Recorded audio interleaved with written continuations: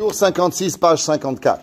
Hier, on avait terminé en parlant de Ona'a Devarim, combien la gravité de faire attention à notre bouche, Chavé Shalom, de ne pas faire honte à quelqu'un, de ne pas rabaisser quelqu'un, et de ne jamais rappeler à une personne les erreurs du passé, à combien il peut être grave. On avait parlé aussi du Issour, de l'Ifne Hiver, Lotiten Nirchol. On avait ramené la Gemara, que la Gemara dit qu'est-ce que ça veut dire qu'on n'a pas le droit, devant un aveugle, de mettre une embûche. On ne parle pas seulement d'un aveugle. Toute personne qui connaît pas quelque chose, et que toi, tu lui donnes un mauvais conseil, tu transgresses la halakha de l'Ifne Hiver, Lotiten Nirchol. Dit des fois, alors, Beignan, là-bas, même si c'est, des fois, c'est peut-être pas du mensonge, mais des fois, c'est juste pas pour lui. Ouais, des fois, il y a quelqu'un qui demande, est-ce que pour moi, c'est bien? L'article, il peut être bien, mais il n'est pas pour toi. Des fois, c'est pas que c'est pas bien ou c'est mal. Des fois, c'est pas un mensonge, mais pour toi, c'est pas bien. Beignan, netinat haetza. Ça, c'est autre chose, c'est sheker. Midvar sheker tichak. Là, on parle pas de ça. Beignan, netinat haetza. Shaninu betorat kohanim. C'est quoi Torah Kohanim? Il y a différents midrashim. Vous connaissez le midrash Tanchuma, vous connaissez le midrash Rabbah. Et il y a un midrash qui s'appelle le midrash de la halakha. Sifri, Sifra, Torah Kohanim. C'est Torah Kohanim, un midrash ilchati sur Sefer Vayikra. Ça s'appelle Torah Kohanim. Ve'inyan netinat ha'etza, à propos de donner pour toi. Ouais, tu trouvais, je trouve. Ouais, Shanino, Betorat Kohanim. On a expliqué dans Torah Kohanim. Ve'lifne hiver lotiten mirchol. Lifne souma badavar. Devant l'aveugle de la chose. Toi, tu connais pas en voiture. Tu vas chez un gars, dis bonjour monsieur, j'aimerais avoir une voiture. Ouais, pourquoi XY? Tu donnes une mauvaise voiture.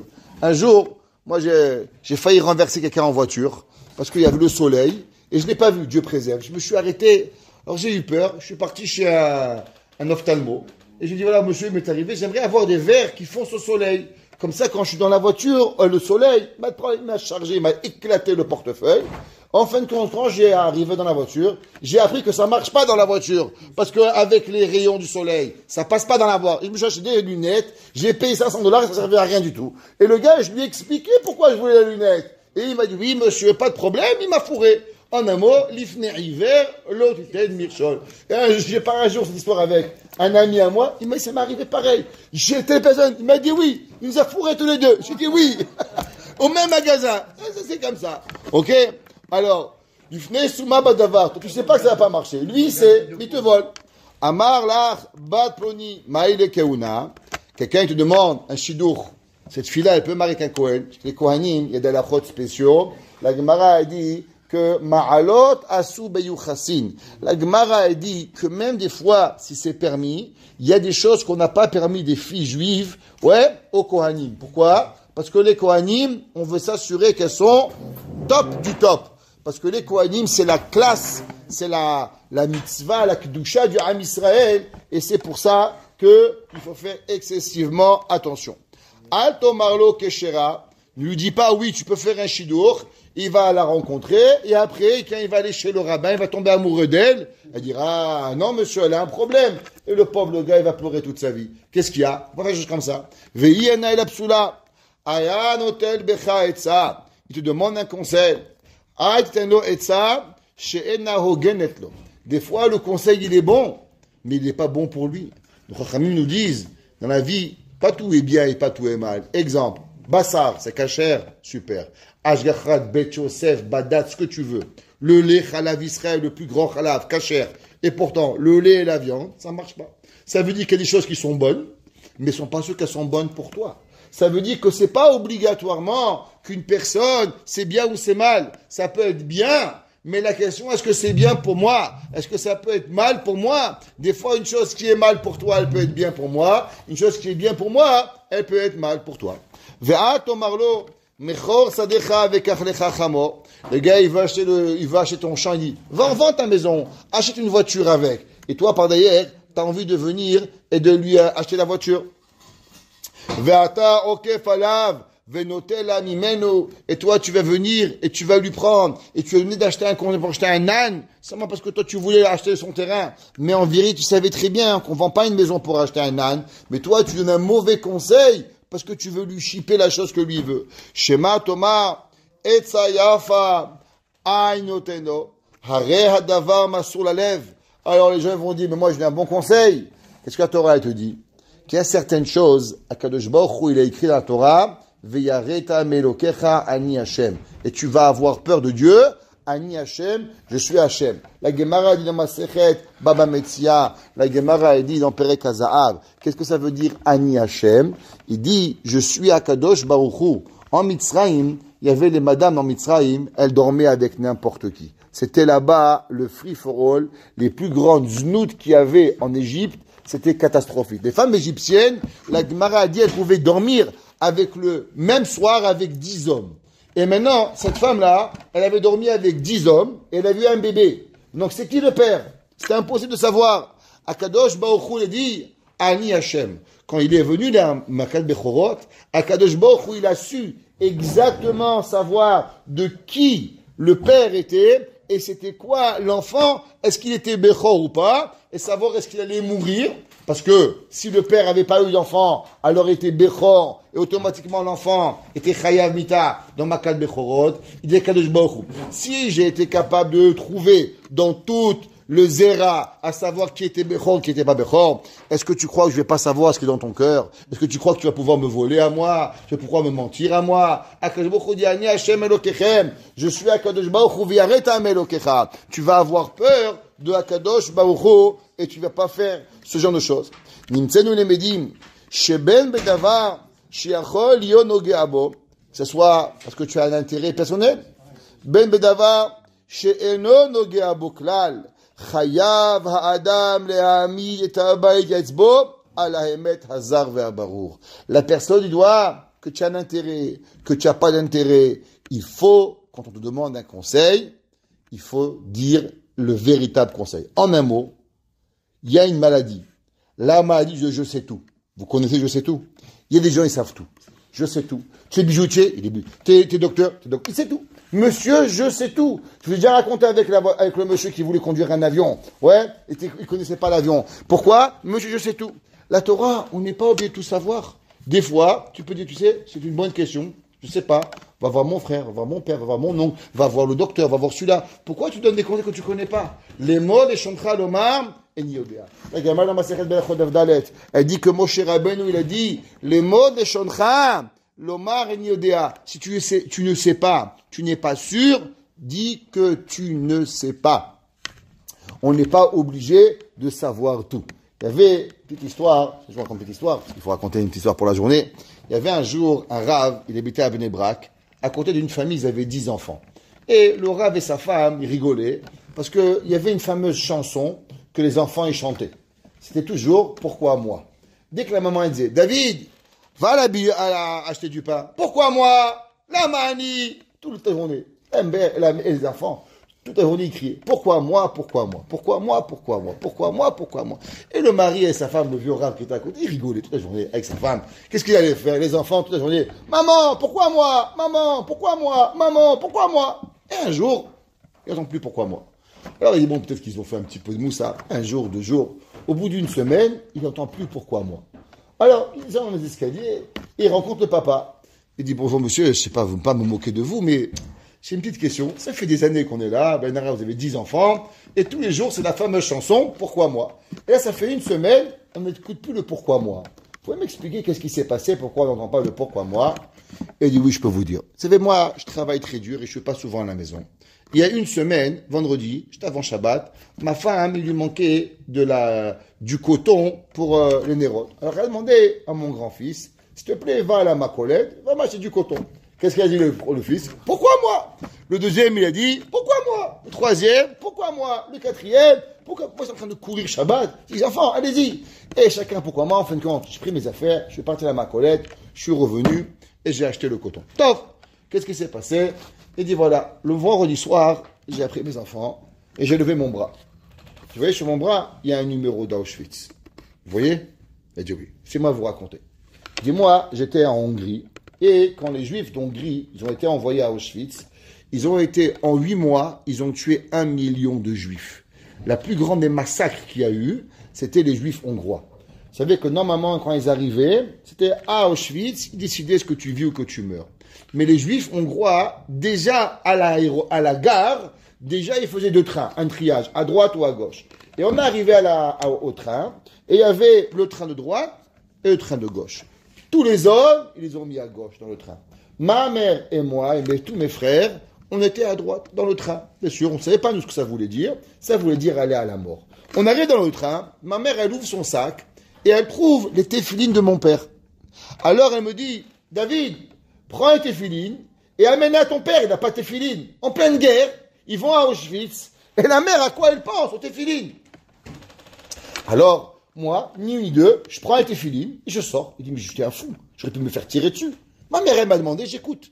Et je vais, je commence à crier, papa, papa, papa. Et je vais de wagon en wagon, et je crie, papa, je trouve mon père.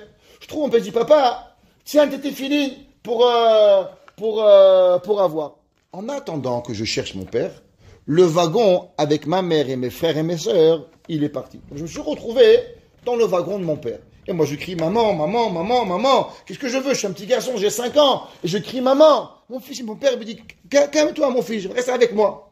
On arrive à Auschwitz, et là, on comprend que le train de droite, fini. Entier, dans les fours, ils sont tous morts. Le seul qui est resté vivant, des 10 enfants, c'était moi. Moi et mon père, on est restés vivants. Il leur a dit, imaginez-vous, si j'avais dit pourquoi moi.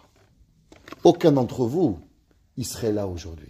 Si j'avais dit à ma mère pourquoi moi, alors mon frère il serait parti et mon frère il aurait eu une famille.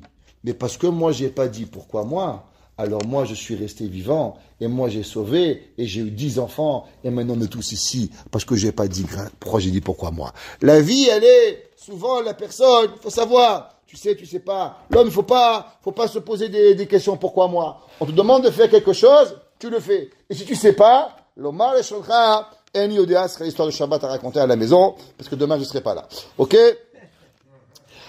Vetiré, she'amda Torah al-sov da'atam shel haramaim. La Torah, elle est rentrée dans la pensée des trompeurs, des bandits. Des lav beshuftan et askinan. Parce que bien sûr, un homme, il ne demande pas un conseil à un fou. Shiatsu etza sherata mefursemet veniglet.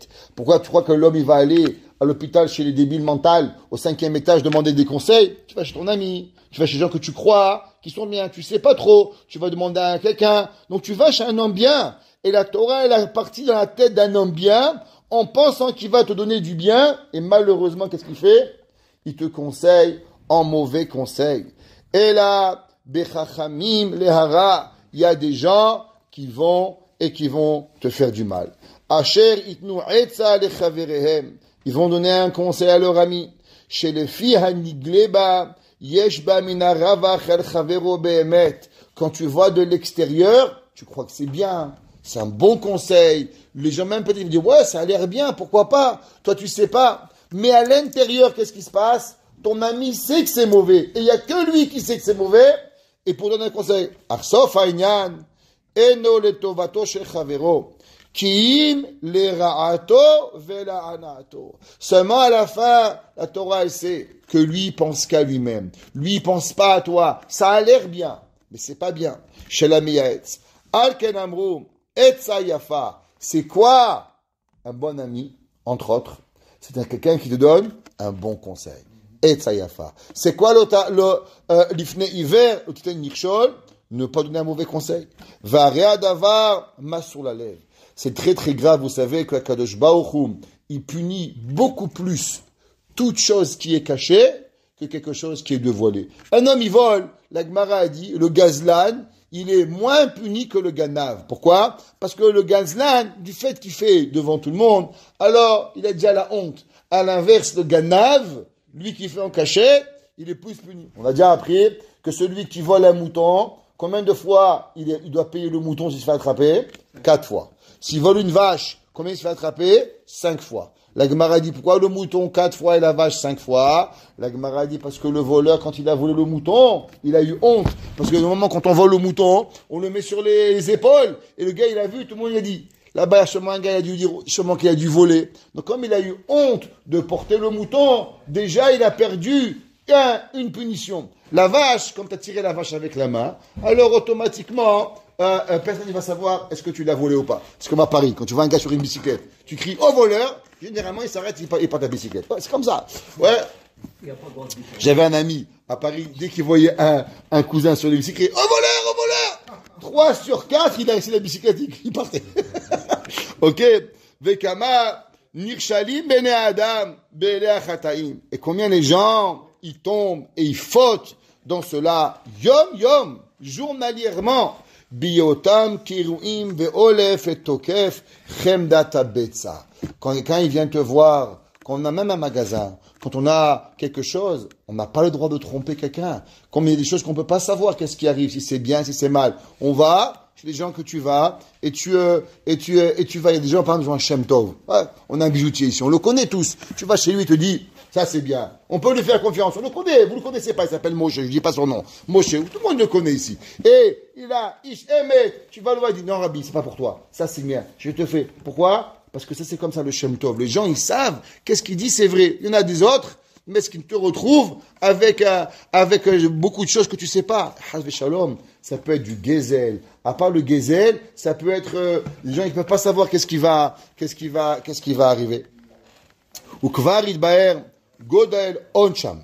C'est marqué à part la avera de l'ifne hiver. Vous savez qu'il y a eu 11 malédictions dans la Torah. Dans Hareval, Akadosh Baruch Hu, Har Gerizim et Hareval. Har Gerizim, on a béni, 11 brachot, et dans Hareval, on a maudit, 11 brachot. Et une des malédictions, c'est quoi? Arur, Mashge, Iver Badarer. Il y a une marque dans la Gemara, qu'est-ce que c'est? Est-ce que Arur, Mashge, Iver Badarer maudit celui qui trompe son ami quand il est aveugle? Est-ce qu'on parle du Lachon Hara? Il y en a qui disent, parce que c'est quoi Lachon Hara? Le gars, il est à la maison, tranquille, il pense que toi, c'est son ami. Par derrière, tu vas, petit Lachon Hara, tu as détruit le gars, même pas il va savoir que c'est vrai. Arumaj Geiver. Mais la Gemara a dit qu'aussi de quoi on parle? De celui qui donne un mauvais conseil. C'est marqué que tout le Ham Israël, vous imaginez, 5 millions de personnes, ils ont dit, nous maudissons celui qui donne un mauvais conseil, et tout le monde a dit, Amen. Imaginez-vous, 5 millions de gens qui vous maudissent. Moi, ça me fait peur. Eh bien, entre autres, chaque fois qu'on va donner un conseil, on doit se rappeler que celui qui donne un mauvais conseil, il est maudit par tout le peuple juif. Arur majge iver badarer ve'amru kol ha'am. Amen.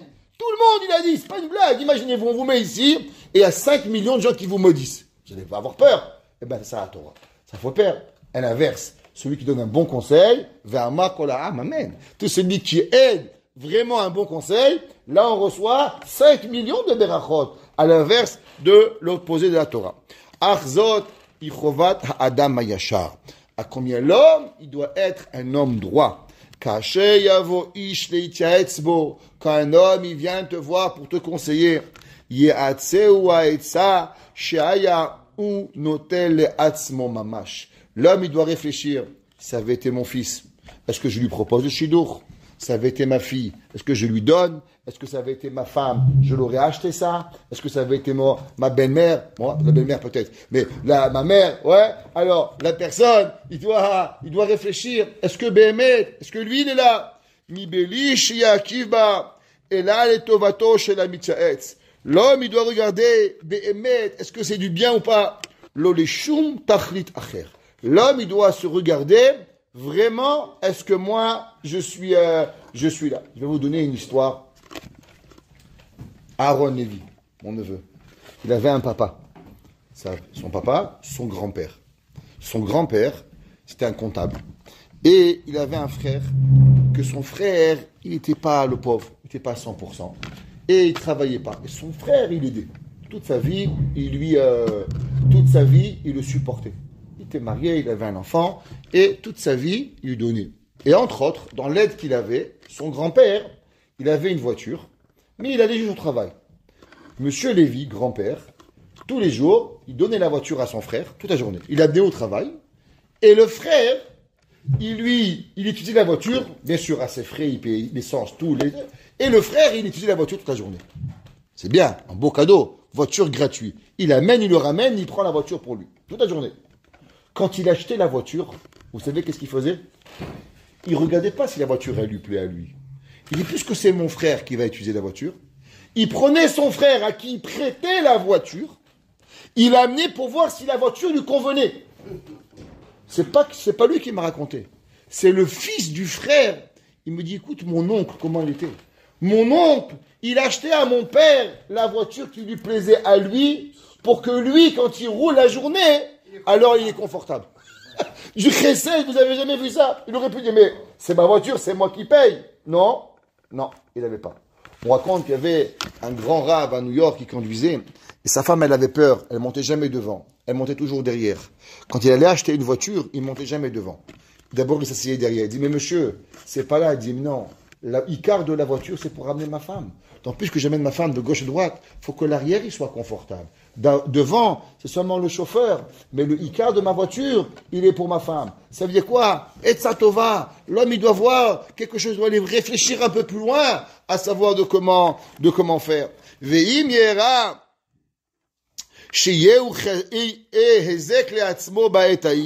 et s'il voit qu'il va avoir un dommage,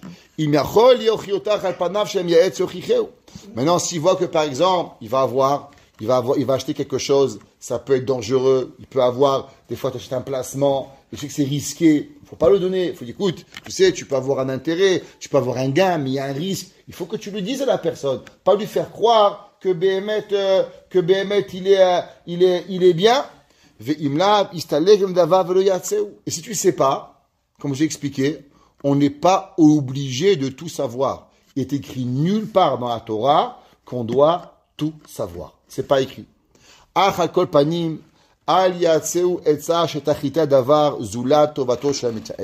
Principalement, ne donne pas un conseil à quelqu'un si tu n'as pas pensé à lui. Ça, tu peux te tromper, mais quand tu vas réfléchir, il faut que tu te mettes dans ses chaussures.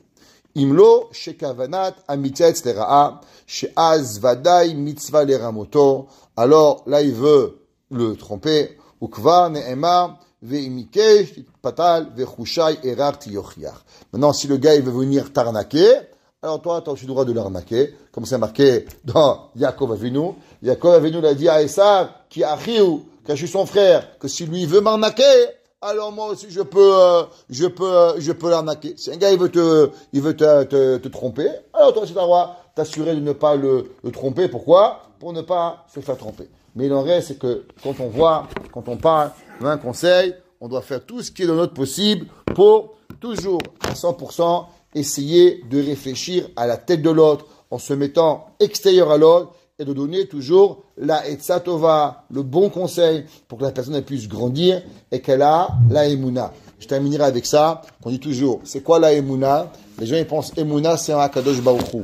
Sachez que les gens ils grandissent la Emouna en Dieu quand ils ont plus confiance aux hommes. Et les gens ils perdent la Emouna en Dieu quand ils perdent la confiance en Dieu. Regardez combien d'enfants, par exemple, qui se sont fait abuser et qu'est-ce qui se passe après? Ils lâchent la Torah. Quel est le rapport entre l'abus sexuel et lâcher la Torah? Du fait qu'ils ont perdu la confiance aux adultes, alors ils font perdre confiance à Kadosh Baruch Hu. Et plus l'homme, il a la confiance aux gens autour de lui, et plus il est mitgadel, la emuna. Et entre autres, la mitzvah de donner un bon conseil, c'est de faire grandir la confiance de l'humain en notre humain, ce qui fera grandir la emuna à Kadosh Baruch Hu. Baruch Hanai Leolam. Amen ve Amen.